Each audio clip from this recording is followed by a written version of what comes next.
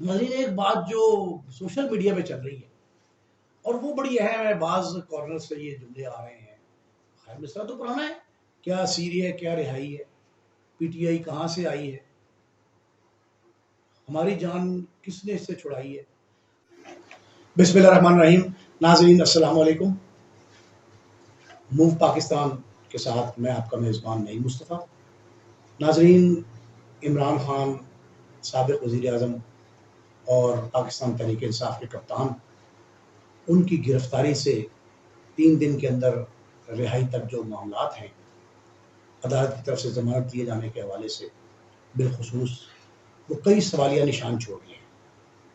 کیا سیری ہے، کیا رہائی ہے، یہ ساری کہانی ایک ایسی ڈاکومنٹری پر مشتمل دکھائی دیتی ہے، اور ایسا ڈاکومنٹڈ معاملات جو سامنے آئے ہیں، اس کے حوالے سے آج کئی معاملات میں نے ان پہ غور کیا، باریک بانی سے ان کا جائزہ لیا، اور یہ بھی دیکھا کہ ان سارے معاملات کے پس پردہ کیا عوامل ہیں، یہاں تک نوبت کیوں آئی۔ سب سے پہلا سوال تو یہ ہے کہ عمران خان صاحب کی گرفتاری جس قدر عجلت میں اور جس انداز سے کی گئی، اس کی ضرورت کیا تھی۔ پہلا سوال تو یہی اٹھتا ہے کہ ہائی کورٹ میں جب وہ تھمب امپریشن کے ذریعے انٹرسٹ کے لیے جا رہے تھے، تو اس وقت اسلام آباد میں ان کی گرفتاری کا جو سلسلہ تھا اور جس انداز سے کی گئی، جسے بعد میں اعتراضات کے ساتھ، بے شمار شکایات کے ساتھ جو ہے منظر عام پر لایا گیا، اس کی ریزن کیا تھی، اس کے پس پردہ کیا عوامل تھے۔ پہلا سوال تو یہ ہے۔ دوسرا سوال پھر یہ ہے کہ پاکستان تحریک انصاف کا جو رد عمل سامنے آیا، وہ کس قدر پرتشدد، متشدد، انتشار سے لبریز، اور اسے دہشت زدہ کہنا چاہیے، دہشت گردی کے طور پر جو کچھ سامنے آیا وہ کیا تھا۔ پھر اہم سوال یہ بھی ہے کہ جتھے جو گہراؤ جلاؤ، تشدد، مار پیٹ، چینا جھپٹی، لوٹ مار ان میں شامل تھے، وہ کون تھے جن سے پی ٹی آئی نے خود بھی انکار کیا اور یہ کہا کہ یہ ہمارے لوگ نہیں ہیں، وہ کون لوگ تھے۔ پھر یہ ہے کہ ایک اہم سوال یہ اٹھا کہ جن اداروں کو، جن املاک کو نقصان پہنچایا گیا، وہ کون، کس کے ایما پر کیا گیا، کس نے یہ کہا تھا، ٹارگٹ وہ کیسے ہو گئی، اور ایک مخصوص عسکری امارات جو ہیں ان پہ جو مناظر دیکھنے میں آئے وہ کتنے قدر شرمناک تھے۔ پھر ایک اور سوال یہ اٹھا کہ اگر کوئی سیاسی کارکن کسی سیاسی جماعت سے وابستہ ہے، جو شخص ایک بڑی سیاسی جماعت جو صوبوں میں 2 مرتبہ اور وفاق میں 1 مرتبہ برسر اقتدار آئی، اس جماعت کے کارکنوں کی تربیت کا کیا عالم تھا۔ پھر ایک سوال یہ بھی کہ وہ جو لیڈرشپ دکھائی نہیں دی اس موقع پہ، یہ جو واقعات تھے، ایک دو جو دوسرے تیسرے درجے کے لیڈرز تھے، ان کے سوا کوئی بڑی قیادت جو ہے وہ ان مظاہروں میں، احتجاج میں شامل نہیں تھی۔ تو ناظرین، یہ سوالات ایسے تھے۔ اور پھر ایک اور اہم سوال کہ جن املاک کو نقصان، کور کمانڈر لاہور کا جو گھر ہے، رہائش گاہ، جناح ہاؤس، مال روڈ کے ایڈ پہ، پشاور میں، کوئٹہ میں، اسلام آباد میں، جہاں جہاں بھی یہ عسکری جو عمارتیں ہیں ان کو جو نشانہ بنایا گیا، ان پہ کوئی رکاوٹ کیوں نہیں ہوئی۔ گورنر ہاؤس لاہور کا ہے، روٹین میں آپ اگر یہ چاہیں تو جناح ہاؤس یعنی کور کمانڈر لاہور کی رہائش گاہ، اس پہ جو کچھ سیکیورٹی ہوتی ہے تو آپ وہاں کھڑے ہو کر تصویر نہیں بنا سکتے۔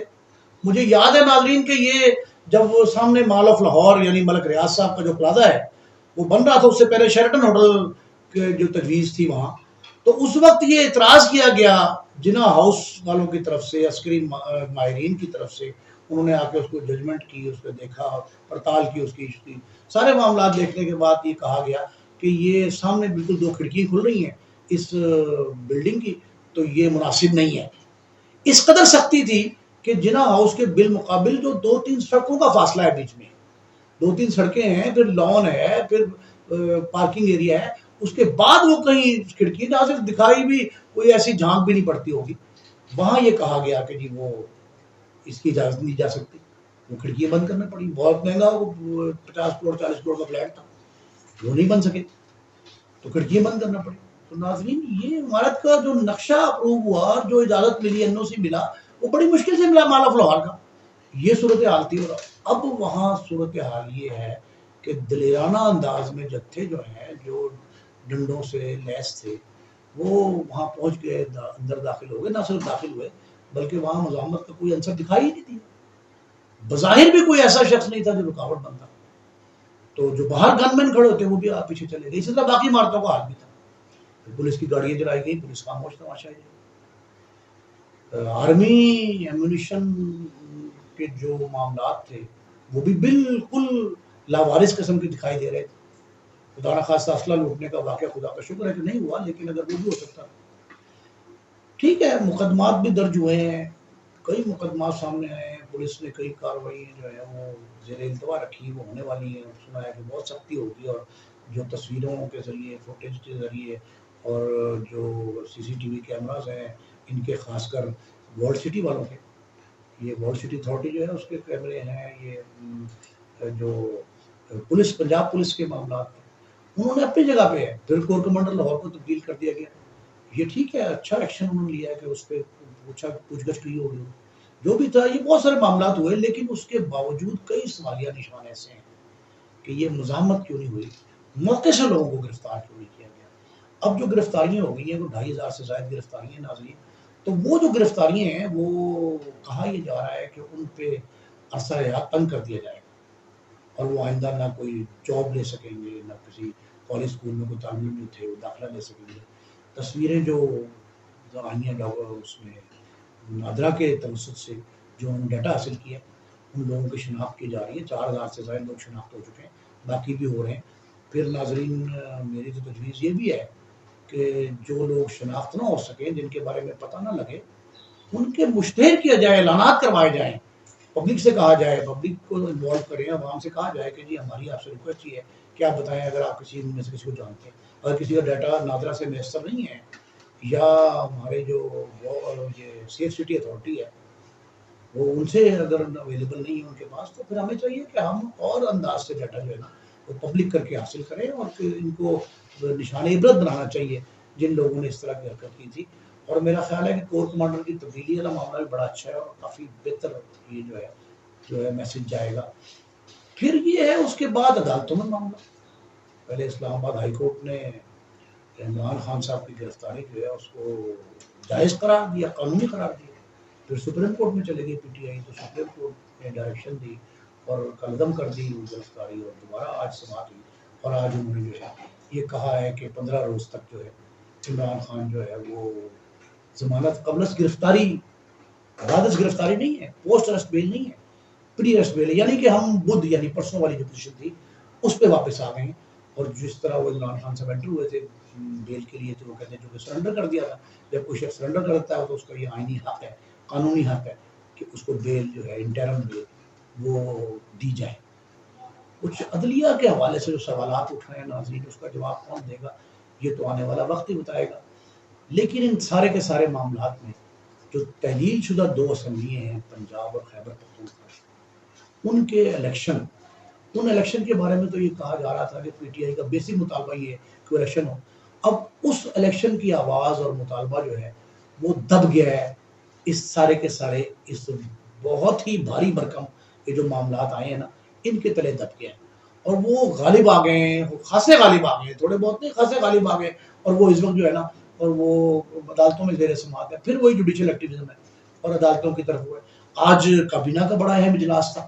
آج وزیر اعظم میاں شہباز شریف کی سربراہی میں کیبنٹ کے اجلاس میں جو ہے آج تقریباً پوری کابینہ، میری اطلاع یہ ہے کہ پوری کابینہ نے یہ کہا ہے، پرائم منسٹر صاحب کو مشورہ دیا ہے کہ آپ جو ہے یہ خدارہ ایمرجنسی نافذ کر دیں.